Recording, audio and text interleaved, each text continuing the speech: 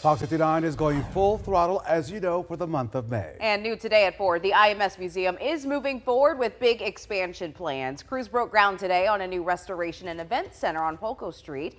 When it's done, fans can go behind the scenes to see the restoration team in action, working on cars that are not currently on display. And we continue our series exploring how the Indy 500 has changed over the decades with the Indianapolis Motor Speedway Museum. Fox 59's Sierra Hignite is looking back at the 1920s when a new owner stepped in.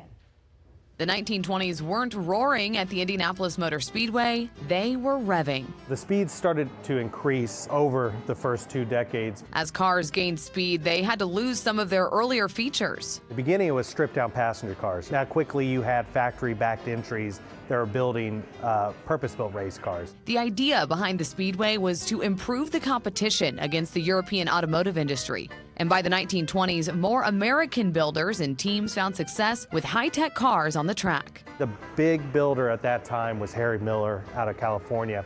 And this right here is the 1928 Miller front drive that Leon Duray qualified on pole with. Set both the 1 and 4 lap track record, had a 4 lap average in the 122 mile an hour standpoint. But the biggest change of the decade wasn't on the track, it was who looked over it. Eddie Rickenbacker bought the track in 1927. Rickenbacker was a participant in the early Indianapolis 500s as a driver. But then when World War I started, he learned how to fly airplanes and became the leading flying ace during World War I, winning the Medal of Honor. So he became a bit of a war hero, a nationally renowned figure. Rickenbacker owned the Speedway from 1927 to 1945. His biggest impact may be the safety improvements he made to Indianapolis Motor Speedway. He added what we now know as the caution lights or the warning lights around the speedway, which are still used in tracks across the world today. He was the first owner to pave the track in the corners at first and the back straightaway. One of the earliest ideas he had for it was a hole-in-one. If you're swinging a golf club at the Indianapolis Motor Speedway, you can think Rickenbacker for.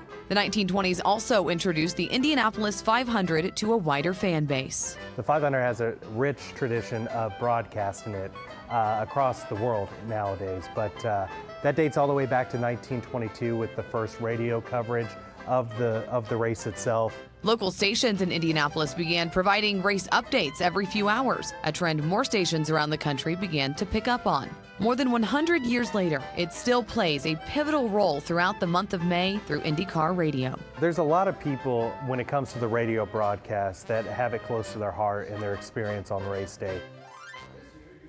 Sierra Hignite with that, of course, that the 500 and the Speedway play a special role in our lives. That does it for us here.